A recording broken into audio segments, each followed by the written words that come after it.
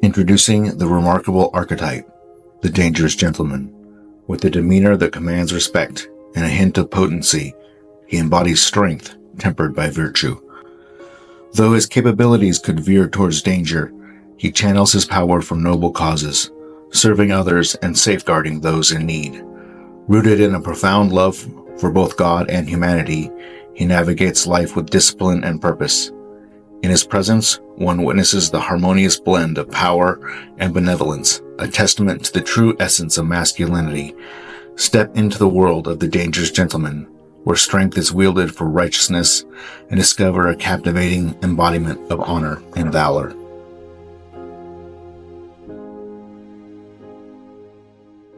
Greetings and welcome to Storytime with the Dangerous Gentleman. Yes, I am the Dangerous Gentleman, and no, I did not give myself that nickname, but I certainly did earn it. I am a very blessed man, and no, I wasn't born a blessed man. I am a blessed man because I asked for it. I asked for blessing. Let me explain what that means. So, growing up, I used to think that I had a very boring testimony, that my story really wasn't worth telling. And I'd be like, well, yeah, I was born and raised in a Christian home. I was raised right, and my life turned out pretty good. But I convinced myself somehow, as I would listen to people whose lives were crazy, who were rescued from drugs or alcohol or violence or some kind of crazy, just totally out there life, that I was convinced that their life was better than mine. That somehow their story was superior to mine and it was more powerful and that God could use that more. And I kind of at one point remember thinking, God, I wouldn't mind having a more interesting testimony. I was jealous of people who had gone through a whole bunch of stuff. Well, guess what happened? My life went off the rails and my story got very interesting. My story got very powerful. My story became one of redemption and I earned my story. And I'm not saying my story is any better or any worse than anybody else's, but my story became anything boring. Very exciting to the point I didn't want it. And then one day I realized, I was like, oh geez, I got this because I asked for it. I got this because I put that energy out there. I wanted an interesting testimony. And then it happened to me. So we got to be careful what we ask for. We got to be careful what it is that we're trying to get out of life. Because when we ask for things, it's not that God necessarily gives them to us, but He provides the circumstances to help us to teach that thing or to get to that place in life, right? We ask for patience. He gives us opportunity to be patient.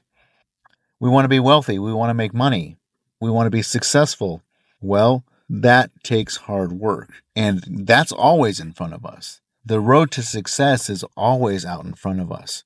It's never easy. Like, how many times do we ask for money or for God's blessing on our life, on our success, and then it just drops into our lap? No, that's not how it works. We ask for those things. We put in the work, and God rewards our work. Yes, He's rewarding our prayers. Yes, He's rewarding what we ask for. Yes, He's giving us the desires of our heart. But if we didn't ever put in that work, we would never get that answered prayer. So when we ask God for things, it's important to remember that there's very often work and or lessons involved.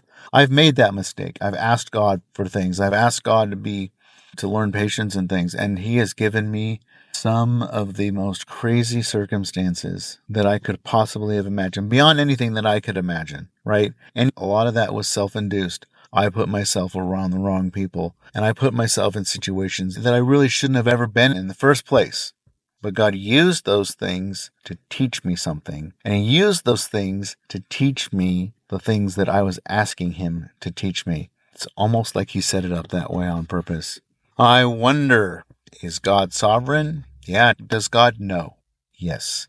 He orchestrates these things to teach us these things. He knew the mistakes that I was going to make. And He knew that I would be able to learn lessons from those things. And He knew that I was going to pray and ask for those lessons. He knew I was going to pray and ask for patience and strength. And then He built it into me to make the mistakes and he set those things in motion so I could learn those lessons, because he is a sovereign God and he knows better than me.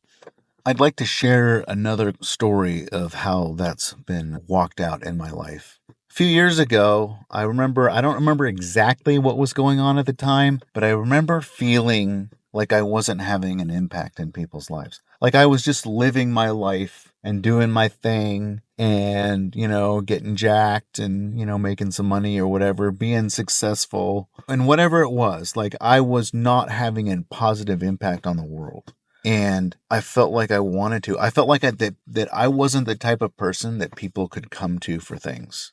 I felt like I was on an island and that I had put myself there. And I really wanted to be in a position where I could have a positive impact on people, my friends, family, just the general public. I wanted to have a positive impact, but I felt like I wasn't. And I remember walking down the street and having a very specific conversation with God where I said, God, I want to impact people. I want to be someone that people can come to and talk to about various assorted things, whether that's a spiritual question or a question about how to get in shape or to improve your health or just life advice in general. I felt like I was not the type of person that people would come to. And so, as God does, he started to provide circumstances and situations for me where I had the opportunity to step up. People asking questions, like things kept presenting themselves to me, and I would have the opportunity to, in that moment, be the old me.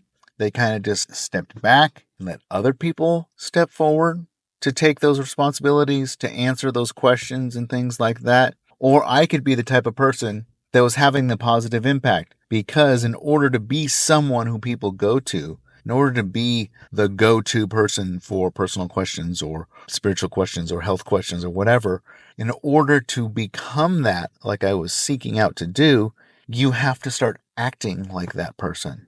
And so all of these circumstances started to present themselves. And I went against my nature. I went against who I had always been and started to be the type of person that I wanted to be. And each time I made one of those decisions, it made it easier. It moved me closer to being that type of person. I was casting a vote towards who I wanted to be in the world. And I wanted to be someone that could be relied on. And I wanted to be someone that other people could go to when they were having an issue of any kind. Well, not any kind, of lots of different kinds, not just one particular thing. Because I was already the chiropractor, so when people had chiropractic issues, they came to me. But I wanted to be more than that. I wanted to be there to talk to people about how to discipline their life, how to become a better version of themselves, how to improve their health in general, how to improve their day-to-day interactions with people, how to improve their relationships, maybe their leadership skills.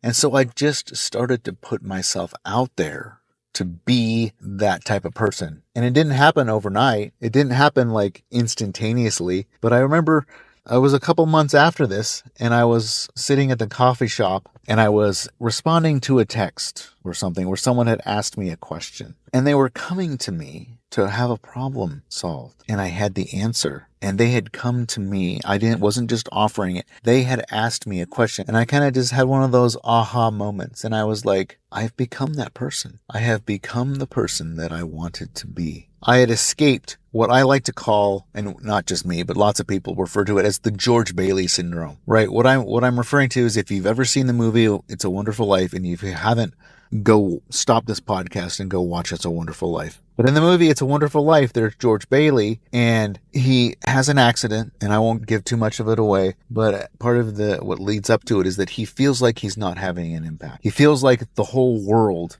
the town, his family, that everyone would be better off without him. So then he has this accident, and then he wakes up, and it's the world that he is in now is a world without him having ever existed. And he sees through that. He sees the impact he's had on his town.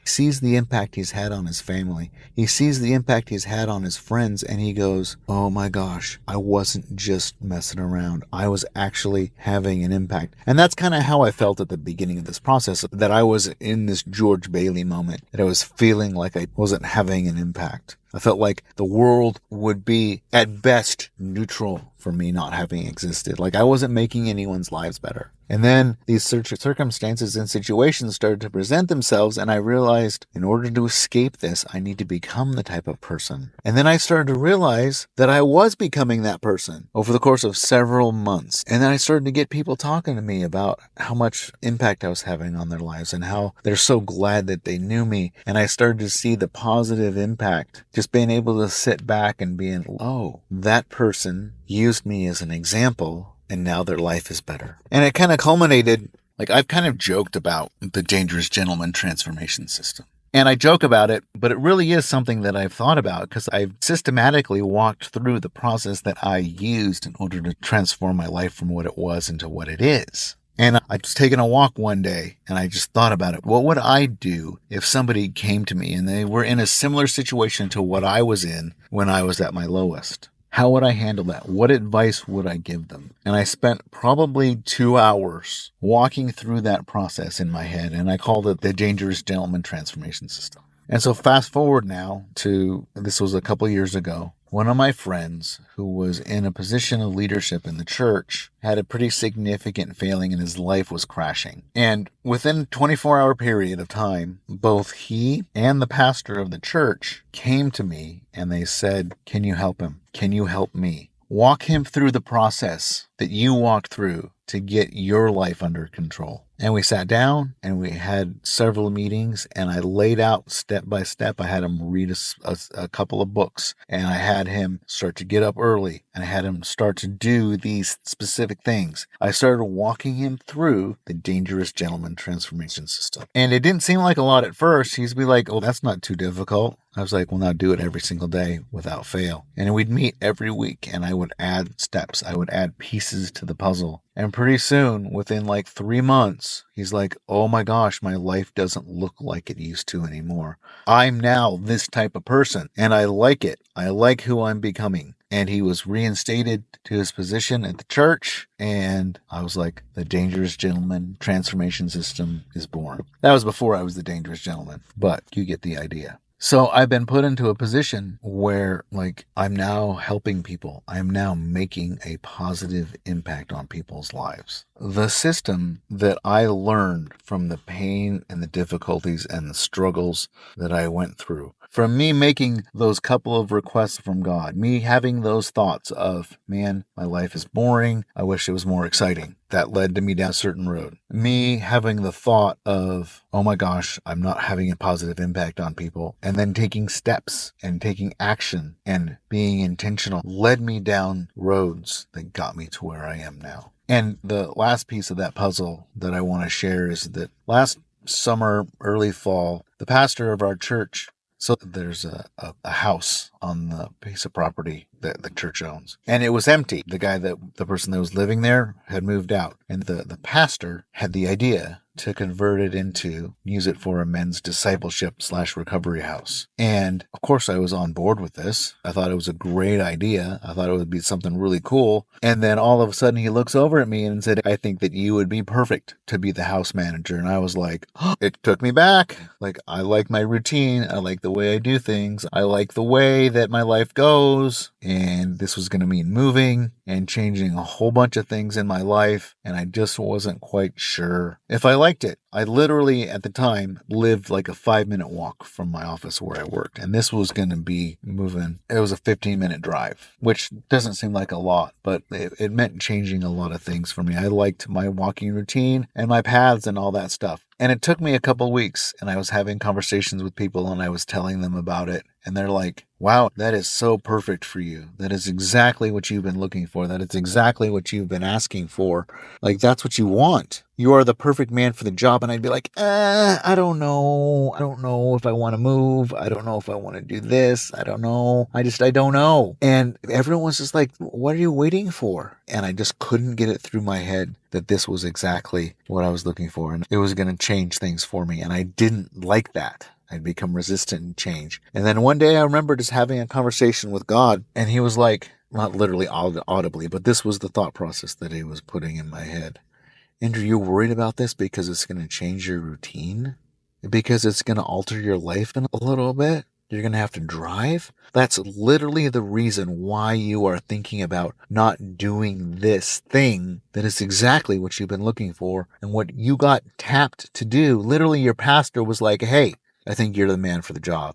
It was the culmination of everything that I had been looking for and working towards. I was going to have the opportunity to speak into men's lives. I was going to have the opportunity to implement phases and aspects of my system. And I was going to be able to make a meaningful impact on people's lives. And I was hesitant because it was going to mess with my routine. Well, at the end of this conversation, I was like, really? This is what's holding me up. And it literally was kind of like playfully God kind of smacking me on the back of the head and said, come on, Andrew, is that all that's holding you back? And as soon as I made that shift, as soon as I decided that that's what I was going to do, I had all the peace in the world. I had like all the anxiety, all of the worry, all of the stress that I was putting on myself just melted away. And I was like, I felt this sense of peace. And I knew things were going to be difficult and I knew it was going to be a change, but everything suddenly was worth it. These are the things. This was the thing that God had been preparing me for. Now, I do lots of other things too, right? But this felt like in such a powerful way to be that keystone, that climax, end goal for all of the stuff that I had gone through. I was going to have the opportunity to make a positive impact. So I guess the moral of the story is if you make requests of God, be prepared that not only is he probably going to do those things, if they're in his will, he will give you those things, but he's not just going to give them to you. It's going to require work on your part. He's going to not provide you. Usually, it's not just the answers. Usually, it is the means to discovering the answer to those prayers. Be prepared to do that work and be prepared at times to be able to sit back and go, this is what that is. And this is where we're going. And this is what we're doing. All right. So be careful what you ask for. Be careful what you wish for. He did it for me when I said I had a boring testimony, and he did it for me when I said I wanted to be a positive impact in people's lives. Both of those prayers, both of those thoughts were answered in lessons, not in direct action. So be careful what you wish for, but don't stop wishing. Don't stop asking, because the journey is worth it. Without the journey, the lessons, the answered prayers are made worthwhile because of the journey it takes to get there. I hope you got something out of this, and I will talk to you next time. So if you like this content, please give it a rating, a review, and share it with your friends.